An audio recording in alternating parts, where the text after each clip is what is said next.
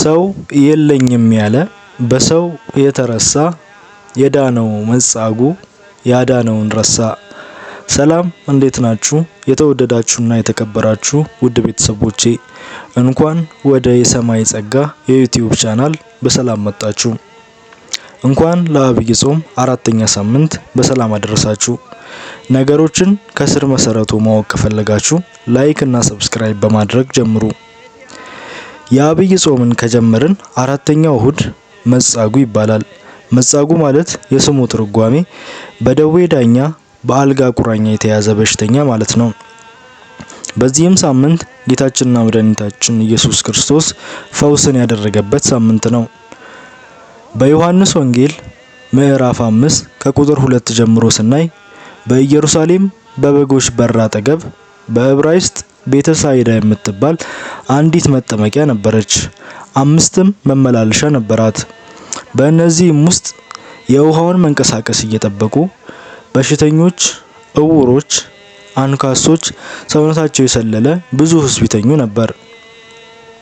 አንዳንድ ጊዜ የጌታ መልአክ ወደ መጠመቂያይቱ ወርዶ ውሃውን ያናውጥ ነበርና ከውሃው መናወጥ በኋላ በመጀመሪያይቱ የገባ ከማናቸውም ካለበት ደዌ ጤናማ ይሆን ነበር።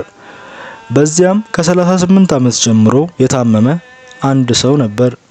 ኢየሱስም ይህንን ሰው ተኝቶ ባየ ጊዜ ብዙ ዘመን እንደዚህ እንደነበር አውቆ ልትድን ትወዳለህን? አለው።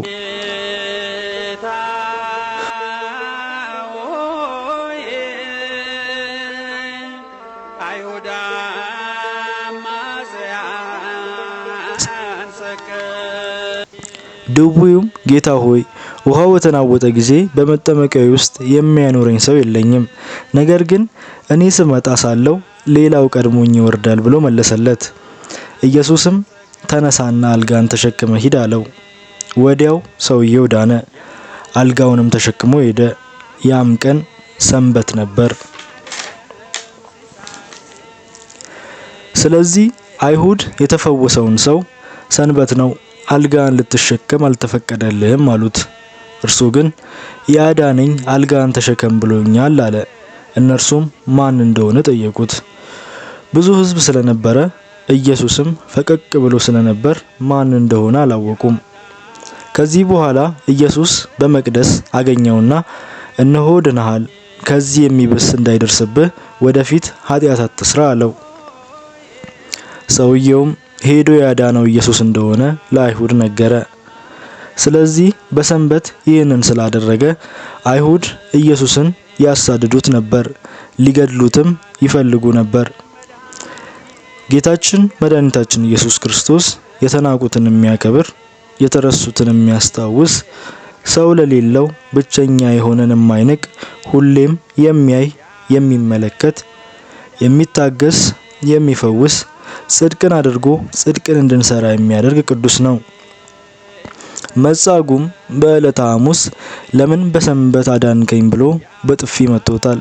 በሰው የተረሳ በክርስቶስ ያልተረሳ ሕመሙን ረስቶ ስላዳነው ስለፈወሰው የዓለም ፈጣሪ ጌታ መድኃኔዓለምን በጥፊ መታው።